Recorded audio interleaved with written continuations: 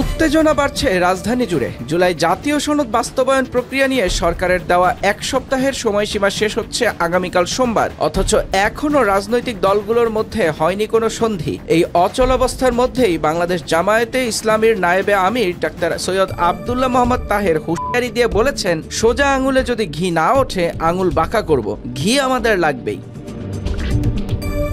জামায়াতের দাবি, জুলাই জাতীয় সনদ বাস্তবায়নের আদেশ জারি এবং জাতীয় নির্বাচনের আগে নভেম্বরে গণভোট আয়োজন করা। এটি না হলে আগামী 11 নভেম্বর ঢাকার চিত্র ভিন্ন হওয়ার হুঁশিয়ারি দিয়েছে তারা। এদিকে একই সময়ে দেশ জুড়ে উত্তেজনা বাড়াচ্ছে আরেকটি বিষয়। 13 নভেম্বর আন্তর্জাতিক অপরাধ ট্রাইব্যুনাল 1 ক্ষমতাচ্যুত সাবেক প্রধানমন্ত্রী শেখ হাসিনা, সাবেক স্বরাষ্ট্রমন্ত্রী আসাদুজ্জামান খান কামাল এবং পুলিশের সাবেক আইজিপি চৌধুরী আবদুল্লাহ আল মামুনের বিরুদ্ধে জুলাই গণঅভ্যুত্থানকালে মানবতাবিরোধী অপরাধের মামলার রায় ঘোষণা করবে।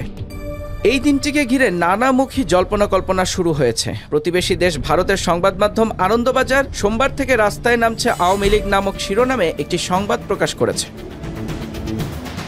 আইন শৃঙ্খলা বাহিনী জানিয়েছে, সরাসরি কোনো হুমকি না এলেও সামাজিক যোগাযোগ মাধ্যমে ছড়িয়ে পড়া এসব প্রচারকে তারা গুরুত্ব সহকারে পর্যবেক্ষণ করছে। পুলিশের তথ্য অনুযায়ী গত 10 মাসে ঢাকা মহানগর পুলিশ গ্রেপ্তার করেছে আওয়ামী লীগের প্রায় 3000 নেতাকর্মী। আর সর্বশেষ 31 অক্টোবরের প্রেস ব্রিফিংয়ে জানানো হয়, ঢাকা জেলা পুলিশের হাতে সম্প্রতি গ্রেপ্তার হয়েছে আরও 31 জন, যার মধ্যে একজনের কাছে একটি সচল রিভলভারও পাওয়া গেছে। এই পরিস্থিতিতে পুলিশের মহাপরিদর্শক বাহারুল আলম বলেন, ফ্যাসিবাদী সরকার পালিয়ে গেছে গণমানুষের প্রতিরোধে। তারা যদি আবারও বিশৃঙ্খলা সৃষ্টির চেষ্টা করে, জনগণই তাদের প্রতিরোধ করবে। তিনি আরও বলেন, সামাজিক মাধ্যমে অপপ্রচার চালানো ফ্যাসিবাদী গোষ্ঠীর পেজগুলো নজরদারিতে আছে। আইন মান্যতার সংস্কৃতি গড়ে তুলতে হবে। 90% মানুষকে আইন মানতে হবে। বাকিদের মোকাবেলায় পুলিশ প্রস্তুত।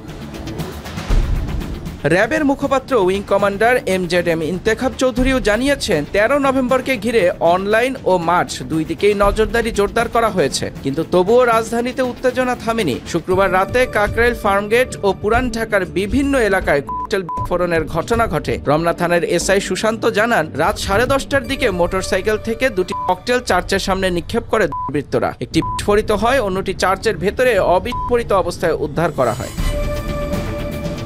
অন্যদিকে জুলাই সনদ বাস্তবায়ন নিয়ে গতকাল জাগপা কার্যালয়ে অনুষ্ঠিত হয়েছে আন্দোলনরত 8 দলের লিয়াজো কমিটির বৈঠক। সবাই জামায়াত সহ 8 দলের প্রতিনিধিরা বলেন, আমরা আলোচনার আহ্বান জানিয়েছি, কিন্তু বিএনপি সাড়া দেয়নি। এখন তারা আহ্বান জানাক, আমরা আলোচনায় যাব, তবে গণভোট অবশ্যই নির্বাচনের আগেই হতে হবে। তাদের 5 দফা দাবির মধ্যে রয়েছে জুলাই সনদ বাস্তবায়ন ও গণভোট আয়োজন, নির্বাচনে পিআর পদ্ধতি চালু, লেভেল প্লেইং ফিল্ড নিশ্চিতকরণ, পূর্ববর্তী সরকারের অপরাধের বিচার, জাতীয় পার্টি ও 14 দলের কার্যক্রম নিষিদ্ধ করা। অন্যদিকে অন্তর্বর্তী সরকারের সিনিয়র সহকারী প্রেস সচিব ফয়েজ আহমদ বলেন, রাজনৈতিক দলগুলো যদি 1 সপ্তাহের মধ্যে ঐক্যবদ্ধ সিদ্ধান্ত দিতে না পারে, সরকার নিজস্বভাবে সিদ্ধান্ত নেবে।